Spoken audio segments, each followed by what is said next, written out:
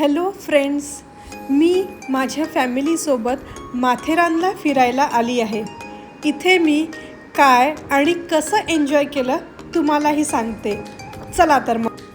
दस्तुरी नाका येथे car park करून पुढे जायला ऑटो, घोडा, हात रिक्षा, ट्रेन किंवा पायी असे ऑप्शन आहे.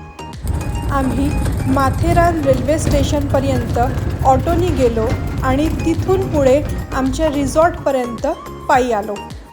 रस्त्याच्या कडेला इथे छोटंसं मार्केट पण आहे. दी बाईक हेरिटेज या रिसॉर्टमध्ये आम्ही मुक्काम केला.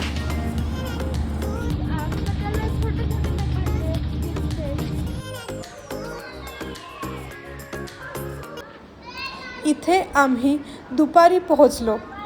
फ्रेश झालो, रिलॅक्स झालो, जेवण केलं आणि रिसॉर्टमध्येच काही ॲडव्हेंचरस ॲक्टिव्हिटीज केल्यात.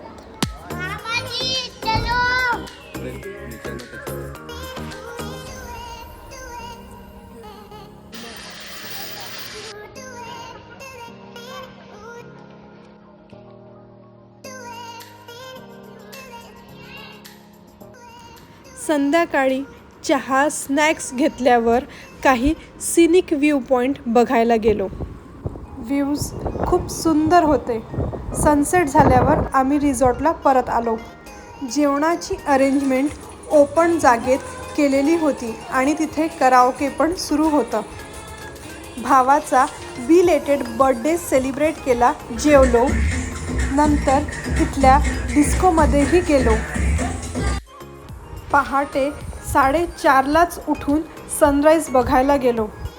ढगांमुळे सनराईज तर प्रॉपरली बघू शकलो नाही, पण जे बघितलं ते खूप सुंदर होतं. आम्ही सकाळी निघालो तेव्हा काळाकुट्ट अंधार होता, पण ते व्हिडिओज आम्ही काढले नाही. सकाळचे हे व्ह्यूज खूप सुंदर होते.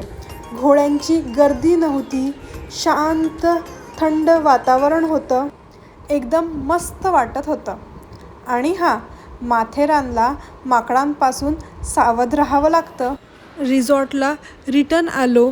ब्रेकफास्ट घेतला. मुलांनी स्विमिंग केली.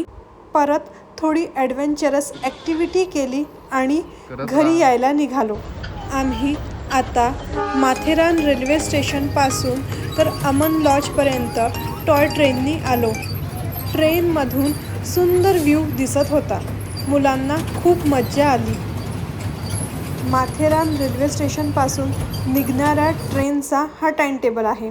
अमन लॉजपासून कार पार्किंगपर्यंत मुलांनी हॉर्स रायडिंगचा मजा घेतला. असा आमचा हा वीकेंड मेमोरेबल झाला. तुम्हीही माथेरानला आला आहात का?